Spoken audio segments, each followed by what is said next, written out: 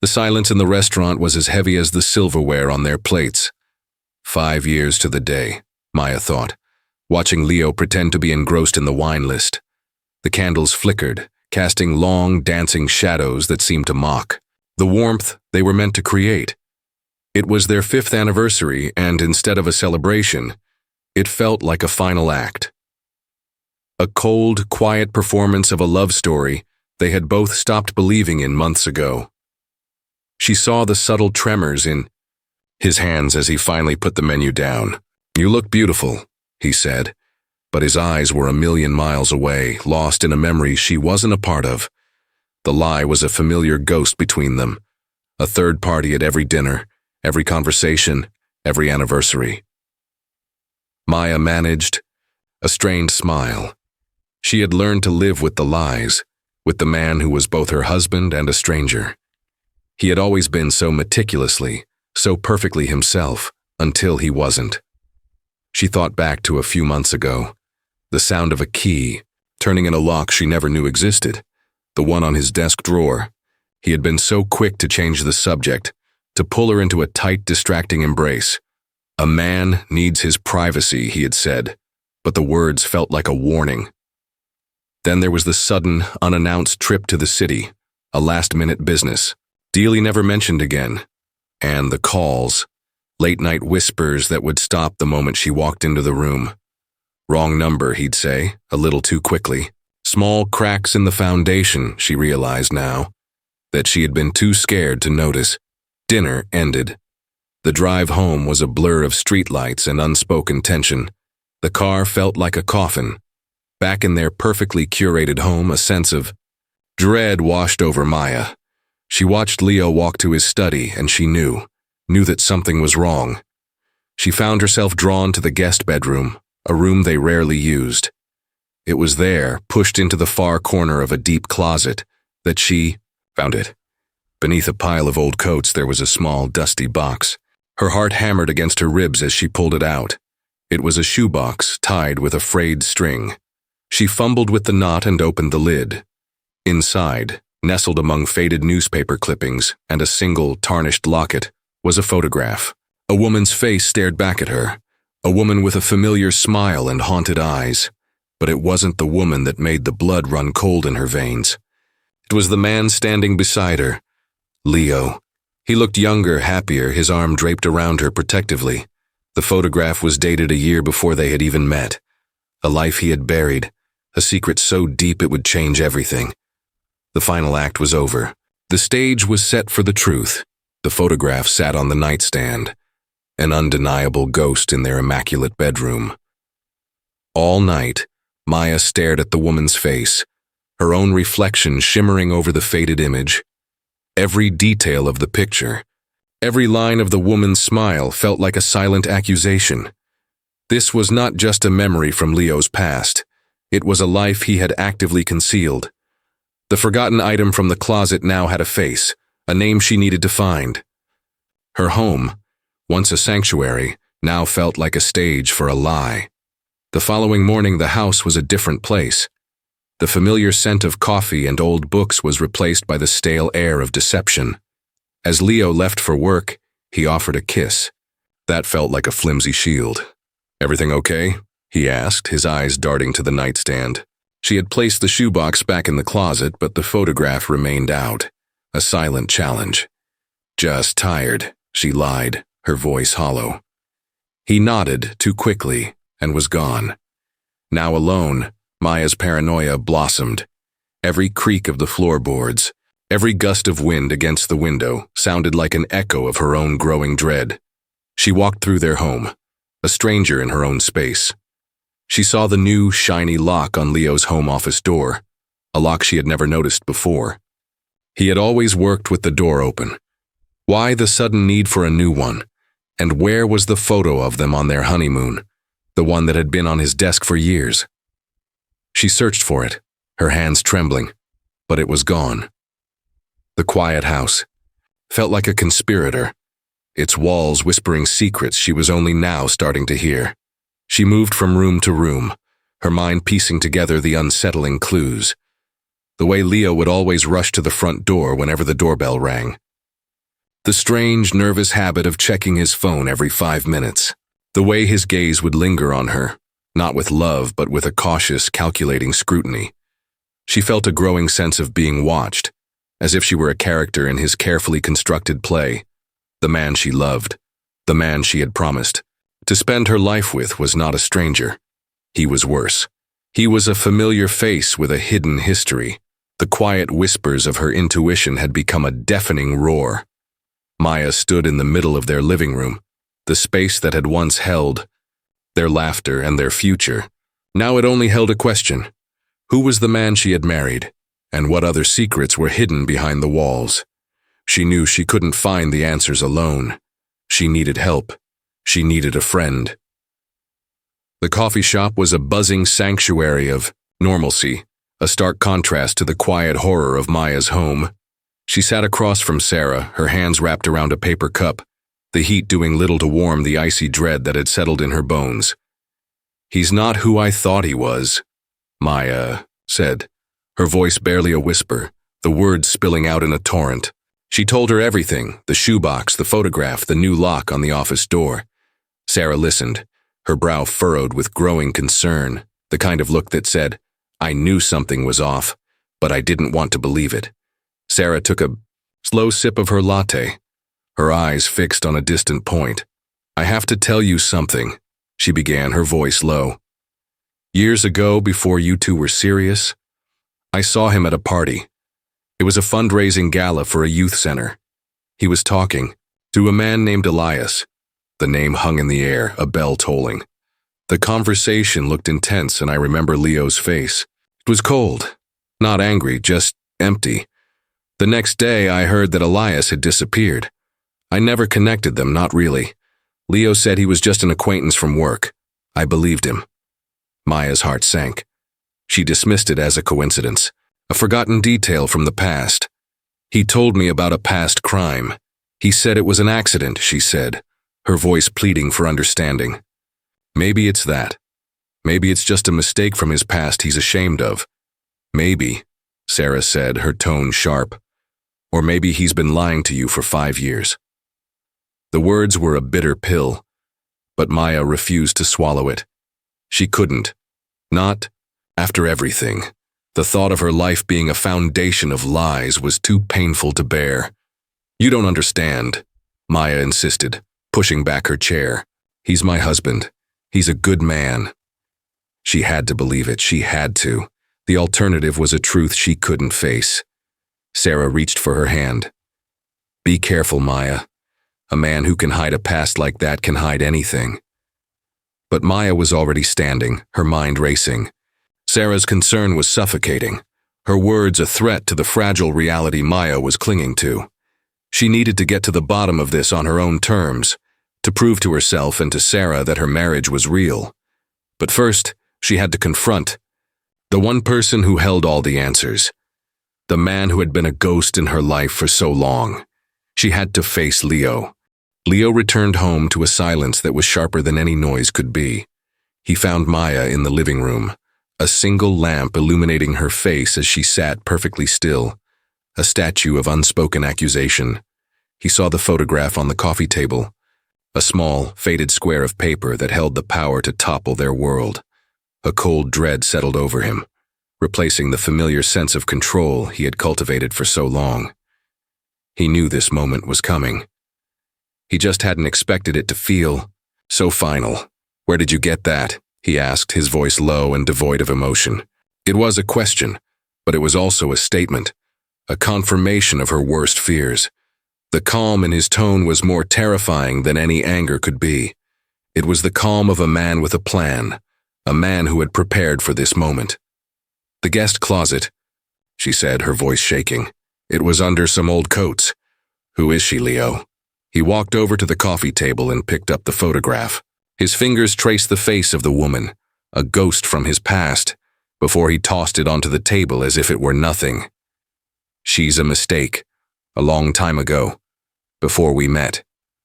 He tried to dismiss it, to make it small, to make her feel foolish for her suspicion. "What is this, Maya? Are you going through my things now? Are you that paranoid?" He began to circle her, his voice a smooth, low murmur, a weapon he had perfected over the years.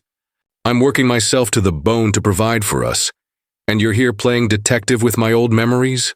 This is ridiculous. I thought we were past this. I thought you trusted me."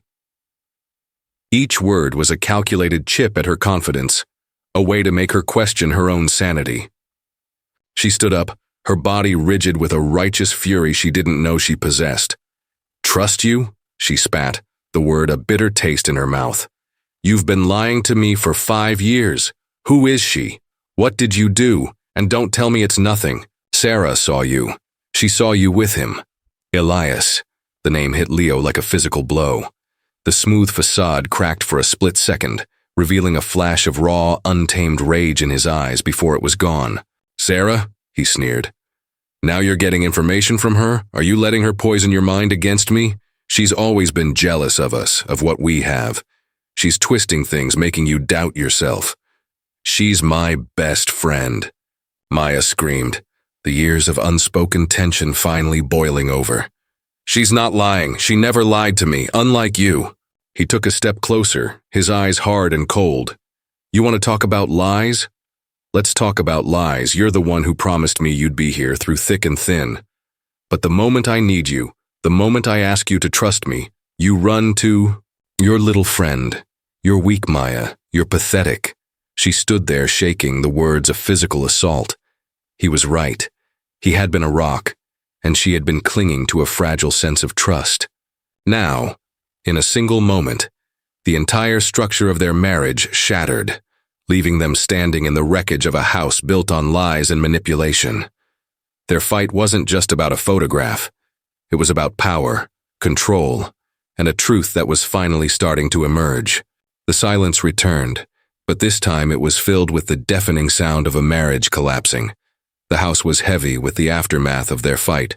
The air, thick with their anger, felt impossible to breathe. Maya sat in a separate room, the silence between them a new, more profound chasm than the lies had ever been.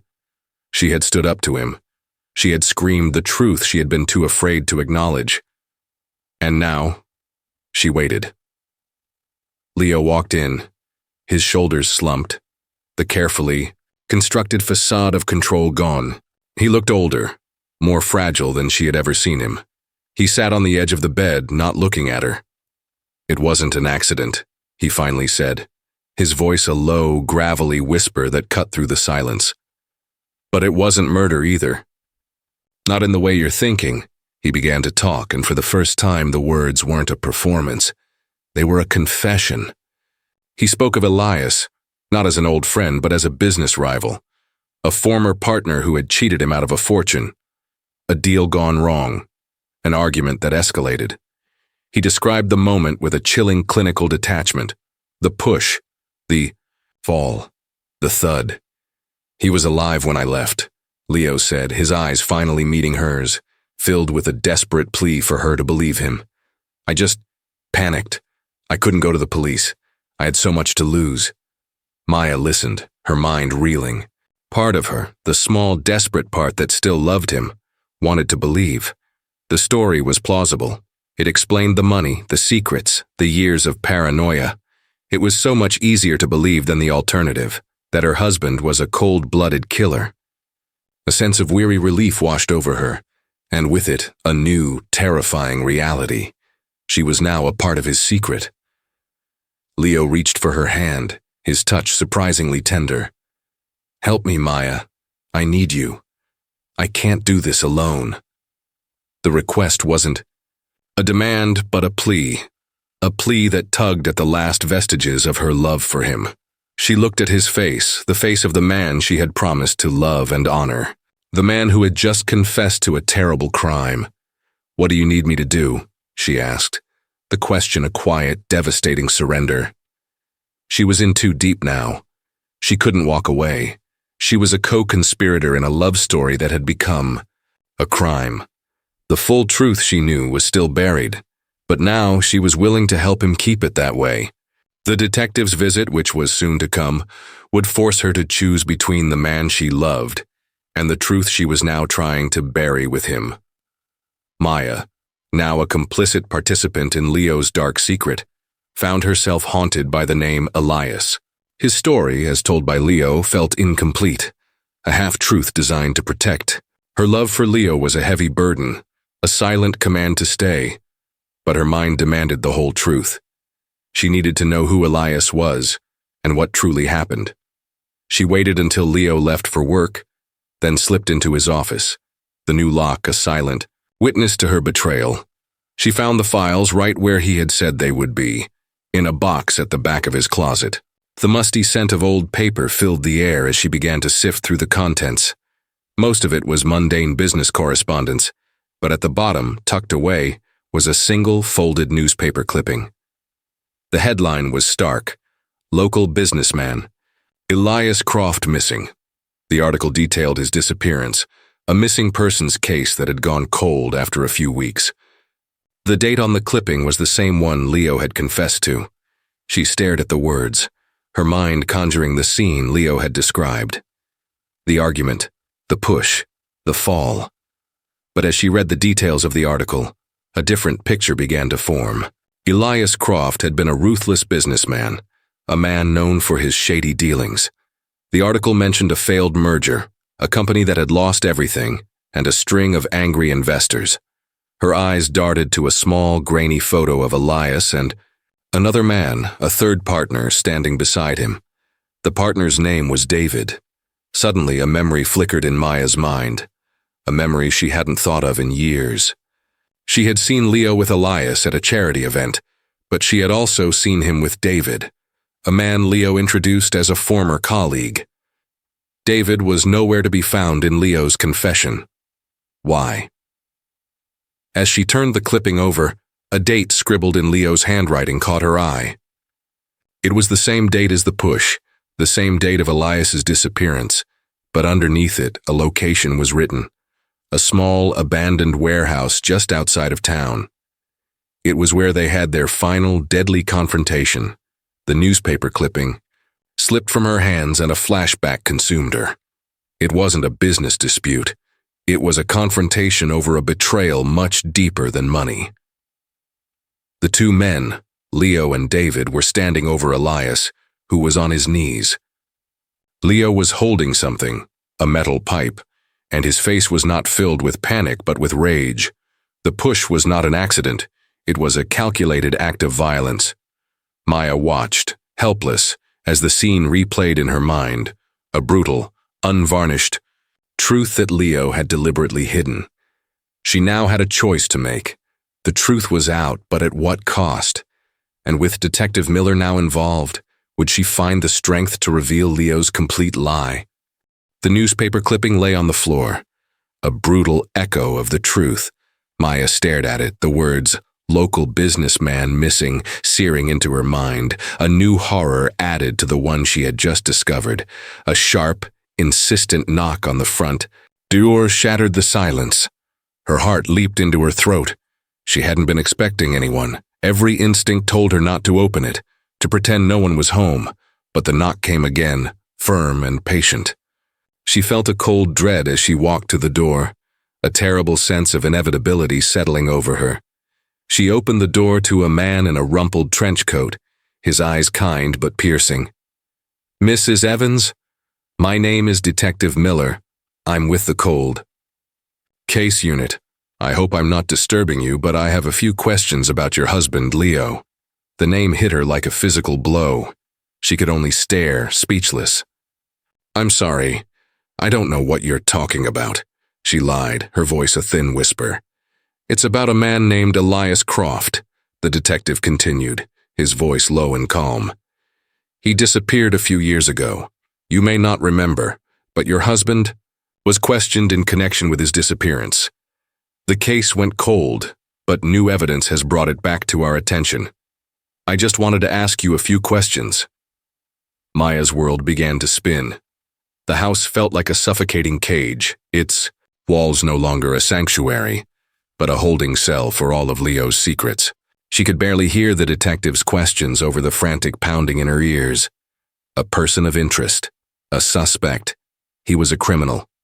Not a man who had made a mistake, but a man who had lied, manipulated, and gotten away with it. Leo's confession of an accident was a lie to hide a far more sinister truth. "I have to go," she said, her hands shaking as she tried to close the door. "Mrs. Evans," the detective said, his voice now serious, "I hope you reconsider. It's always better to come forward with information." He handed her his card and turned to leave. She watched him walk away, the silence in the house more deafening than before. The card felt like a burning weight in her hand, a final, definitive choice. The truth was no longer just her burden. It was a path to justice, and she was now at a terrible crossroads. The echo of the detective's final words lingered in the living room, a ghost between them. Maya watched Leo, a man who had gone from her husband to a stranger in a matter of moments. Their interactions were now a series of choreographed movements, avoiding eye contact in the kitchen, their hands brushing against each other and pulling away as if burned. The comfortable intimacy of their home had been replaced by a tense, fragile politeness that was more painful than any fight. Leo walked past her, his silence a new form of accusation. He didn't need to say, "You called them, didn't you? You told them about Elias." The question was in the set of his jaw, the rigidity of his shoulders. She was caught in a horrifying paradox. She was a prisoner of the truth she had discovered, yet also a co-conspirator in his lie. Her mind was a battlefield.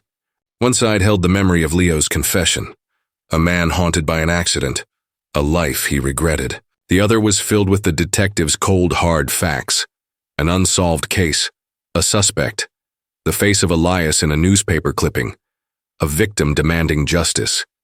She was torn between the man she loved and the righteous anger she felt for the secret he had so masterfully buried. To protect him meant to betray her own moral compass. To expose him meant to destroy everything she had built. The silence was a suffocating weight, pressing down on her, demanding a choice. Maya realized she couldn't live in this limbo, this cold war of unspoken accusations. The only way forward was to find the full truth, not through Leo's selective confession, but from someone with a different story to tell. She had to break the silence, even if it meant risking her marriage, her life, everything. She knew what she had to do. She had to find Elias's family. Maya's search for Elias's family was a desperate act, a last-ditch attempt to find a version of the truth that wasn't filtered through Leo's self-serving confession. She found Elias's sister, Olivia, through a simple online search, a woman who ran a local art gallery, her biography a tribute to her late brother. The meeting was arranged quickly, an awkward, tense conversation held over weak tea. Olivia, a woman with Elias's same sad eyes, greeted Maya with a wary politeness. Maya's heart hammered as she began. "I'm here because I know your brother was involved in a business deal with my husband Leo. He told me some things." Olivia's face hardened, the politeness vanishing. She placed her teacup on the saucer with a sharp clink. "What did he tell you?" Olivia's voice was a low whisper. "That it was an accident," Maya replied, her voice barely audible. "That he fell during a business argument." A bitter, humorless laugh escaped Olivia's lips. "An accident? That's what he told you?" "No, that's what he told the police, and that's a lie." Olivia began to talk, her voice shaking with years of suppressed grief and anger. She didn't speak of business deals or failed mergers. She spoke of a family, a father who had left, a mother who had spiraled, and a brother who had taken on the weight of the world. She spoke of Elias and Leo not as business partners, but as stepbrothers. Leo's father had left his family to marry Elias's mother, a secret so painful it had been buried. The business venture was their attempt to reconcile, to build a future. Together, but it failed.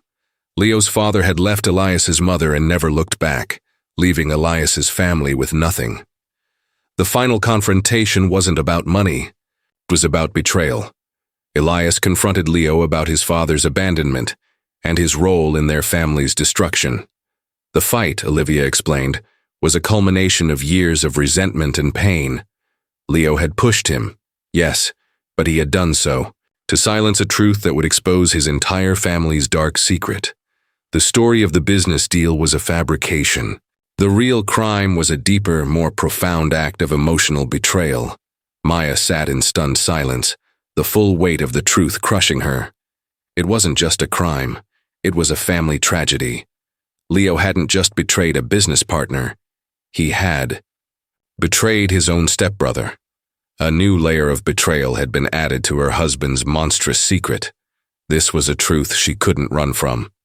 She knew now she could not stay silent. With the detective's looming presence and the horrifying new details she had just uncovered, Maya had no choice. She had to face the man who had built his life on a foundation of lies. Maya walked into the house, her heart pounding with the truth she carried. She didn't have to say a word. The moment Leo saw her face, he knew. The easy confidence he had worn since his half-confession vanished, replaced by a cold, calculating stillness. He didn't ask where she had been or who she had talked to. He simply said her name, his voice low, and the single word was enough. It was a statement of understanding, a quiet declaration that all pretenses were now gone. He knew she had found Elias's family. You went to her, didn't you? To his sister, Leo said, his eyes hard. You couldn't just trust me. You had to go. Digging. The shame of her betrayal was a physical weight, but it was dwarfed by the horror of his. She looked at him, not as a husband, but as a man who had lied, manipulated, and covered a brutal family secret for years.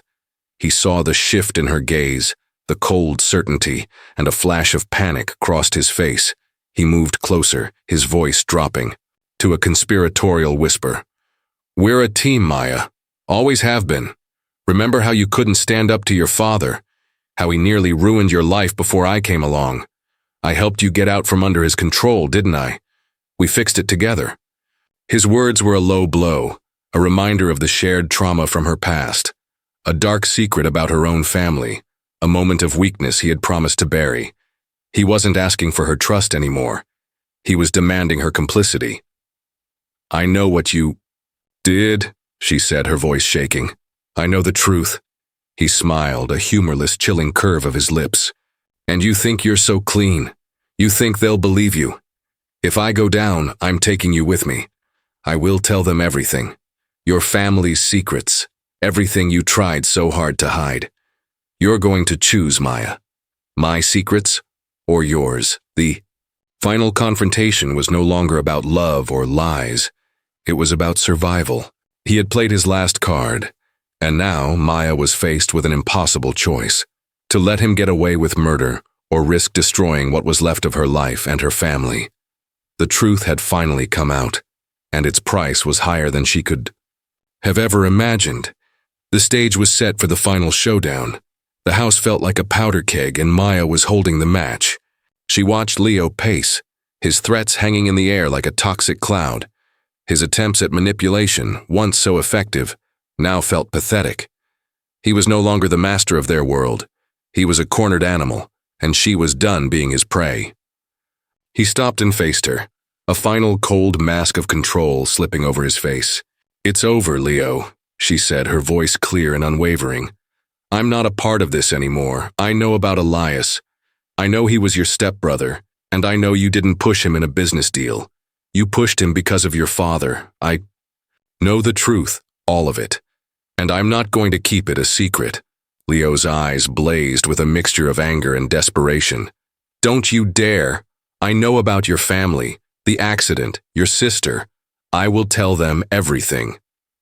Tell them, she said, her voice still steady. I don't care. I am not you. I won't let my past sins dictate my future. I'm not going to live a life built on a lie, Leo.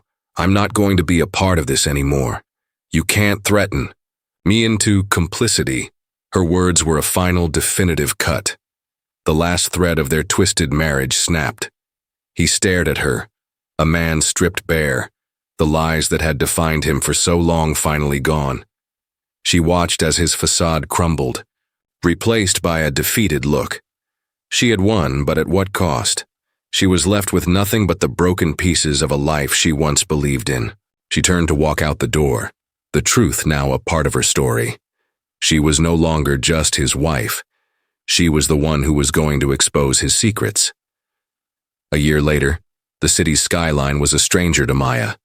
She lived in a small, quiet apartment, the walls bare of the photographs and memories that had once decorated her old home. The reckoning had been swift. She had gone to the police, her heart a drumbeat in her ears, her voice a steady confession of everything she knew. Leo was arrested, the trail of evidence she provided leading to his conviction. He was serving his time, a life sentence, his meticulously crafted world reduced to a cold, concrete cell. Justice, it seemed, had been served. The cost was hers to bear alone. She had traded her gilded cage for an empty one. Her life, once intertwined with his, was now a solitary path. The silence that filled her new apartment was not the suffocating stillness of a lie. It was the hollow, echoing sound of a life rebuilt from nothing.